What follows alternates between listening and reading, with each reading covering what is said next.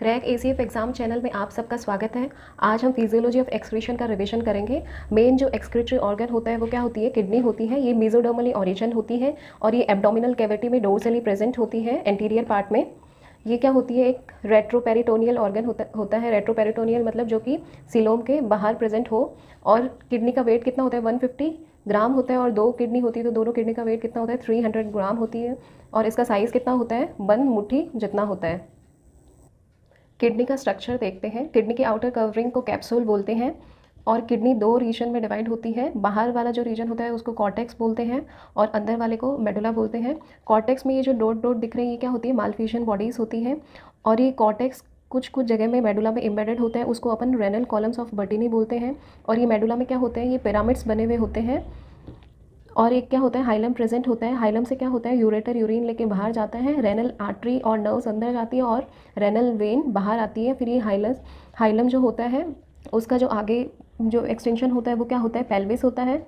और पेल्विस में क्या होती है, पेल्विक्स फिर फर्दर डिवाइड होता है माइनर कैलिक्स और मेजर कैलिक्स में। और ये जो कॉनिकल शेप पिरामिड है उनका ये जो नैरोअर पार्ट है उसको रेनल पेपिली बोलते हैं। इनके अलावा बॉडी में और भी एक्सक्रीटरी ऑर्गन्स होते हैं। स्किन है जैसे, वो क्या एक्सक्रीट करती है, स्वेट और सीबम। ये स्वेट कौन प्रोड्यूस करता है, स्वेट ग्लैंड्स प्रोड्यूस करते हैं। और सीबम कौन प्रोड्यूस करता है, सिबेशियस ग्लैंड प्रोड्यूस करती है। और स्वेट से क्या एक्सक्रीट होता है, NaCl, lactic acid, urea, amino acid, glucose और वाटर एक्सक्रीट होता है।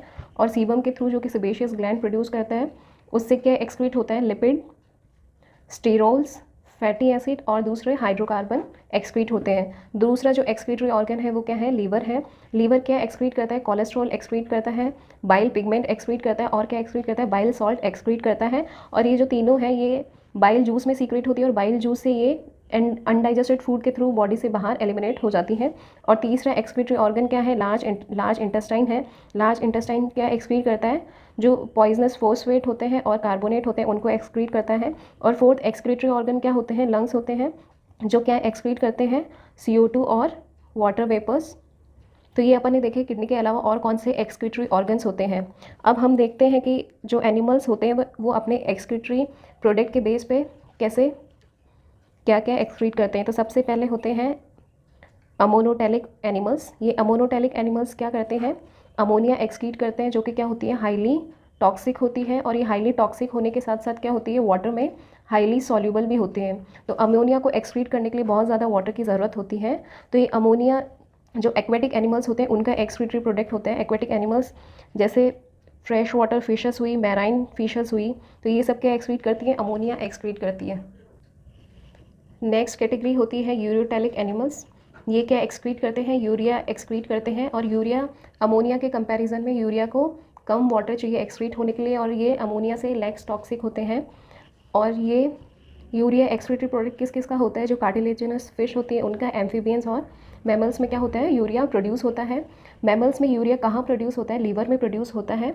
लीवर में क्या होता है, अमोनिया और दूसरे जो नाइट्रोजन वेस्ट होते हैं वो CO2 के साथ मिलके क्या करते हैं, यूरिया प्रोड्यूस करते हैं। और ये यूरिया हिपैटिक वेन से बाहर कहाँ जाती है, किडनी में जाती है। और किडनी इनको क्या करते हैं, बॉडी से बाहर क्या कर देते हैं, एक्सक्रीट कर देते हैं। तो मैमल्स में जो यूरिया का जो प्रोडक्शन होता है वो कहाँ होता है, लीवर में होता है। और ये लीवर वहाँ प्रोड्यूस करके ब्लड के थ्रू किडनी में भेजता है और किडनी इसको क्या करती है, एक्सक्रीट करती है। तो जो हिपैटिक वेन होती है उसमें सबसे ज़्यादा यूरिया का कंसनट्रेशन रहता है। नेक्स्ट यूरिकोटेलिक एनिमल्स होते हैं जो क्या एक्सक्रीट करते हैं, यूरिक एसिड एक्सक्रीट करते हैं। और ये क्या होते हैं, यूरिक एसिड लीस्ट टॉक्सिक होता है और ये वाटर में क्या होता है, इनसॉल्युबल होता है। और ये कौन एक्सक्रीट करते हैं, जो टेरेस्ट्रियल रेप्टाइल्स, बर्ड्स और इंसेक्ट होते हैं वो क्या एक्सक्रीट करते हैं, यूरिक एसिड एक्सक्रीट करते हैं। और ये वाटर, इन यूरिक एसिड को एक्सक्रीट होने में बहुत कम वाटर चाहिए होता है। जो सॉलिड पेस्ट लाइक जो वेस्ट मटेरियल जो एक्सक्रीटेड प्रोडक्ट होता है, जैसे कि बर्ड्स में, इंसेक्ट में वो क्या होता है, यूरिक एसिड होता है। ह्यूमंस में भी क्या होता है, यूरिक एसिड का प्रोडक्शन होता है in the form of sodium urate crystals. और ये ह्यूमन में जो यूरिक एसिड बनता है वो कहाँ से बनता है, जो न्यूक्लिक एसिड होता है, एडेनिन और ग्वेनिन, उससे क्या बनता है, यूरिक एसिड बनता है। और ये सोडियम यूरेट के क्रिस्टल के फॉर्म में बनता है। और जब यूरिक एसिड कुछ ज़्यादा हो जाता है तो एक कंडीशन होती है गाउट, जिसमें क्या होता है, ये यूरिक एसिड के जो क्रिस्टल्स हैं वो कहाँ जाके डिपॉजिट हो जाते हैं, जॉइंट्स में। और उससे क्या होती है, गाउट होती है। और यूरिक एसिड ज़्यादा होने से किडनी स्टोन भी होते हैं। अभी हम देखते हैं बाकी एनिमल्स में एक्सक्रीटरी ऑर्गन कौन कौन से होते हैं। जैसे फ्लैट फॉर्म में क्या होता है, फ्लेम सेल्स होती हैं जिनके थ्रू वो एक्सक्रीशन करते हैं। अर्थ फॉर्म में क्या होते हैं, नेफ्रिडिया होते हैं। इंसेक्ट्स में क्या होते हैं, मेलफिशियन ट्यूब्यूल्स होती हैं। क्रस्टेशियंस में क्या होते हैं, ग्रीन ग्लैंड्स होते हैं। और जितने भी कॉर्डेट्स होते हैं उन सब में क्या होती हैं, किडनी होती है। अब नेक्स्ट हम देखते हैं रीनल फंक्शन। अपन ने देखा किडनी का क्या काम है, एक्सक्रीशन का काम है। एक्सक्रीशन के साथ साथ उसके कुछ और भी फंक्शन होते हैं। वो क्या करती है, जो वाटर और इलेक्ट्रोलाइट होता है बॉडी में उसके बैलेंस को क्या करती है, बनाए रखती है। और एक्सक्रीशन करती है यूरिया, यूरिक एसिड, क्रिएटिनिन और जितने भी नाइट्रोजनस वेस्ट होते हैं उन सब का क्या करती है, एक्सक्रीशन करती है। और ये एक्सक्रीशन के साथ साथ क्या करती है, ग्लूकोनियोजेनेसिस भी करती है। कुछ अमीनो एसिड जो ग्लोमेरुलर फिल्ट्रेट में आ जाते हैं वो ये पीसीटी क्या करता है, उनको रीअब्सॉर्ब करता है और उससे क्या करता है, उससे क्या होती है, ग्लूकोनियोजेनेसिस होती है। और उसके बाद में ये क्या करती है, एसिड बेस का जो बैलेंस होता है उसको भी मेंटेन करके रखती है। और जो आर्टीरियल प्रेशर होता है उसको रेगुलेट करती है।